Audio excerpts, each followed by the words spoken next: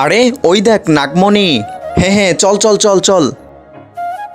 আরে সালে, তোরা কি অন্ধ নাকি? কি হলো, দেখতে পাচ্ছিস না আওয়াজ কোথা থেকে আসছে? আব্বে সালে, নিচে তাকা। তুমি তুমি কে? কি হলো? আমি আমি তো সাকিব খান। আরে বোকা, তোমরা কি দেখছো না আমি এই নাগমণির রক্ষক? আরে তুই তো নিজেকেই রক্ষা করতে পারছিস না, তো তুই নাগমণি কি করে রক্ষা করবি? আচ্ছা দেখ তাইলে।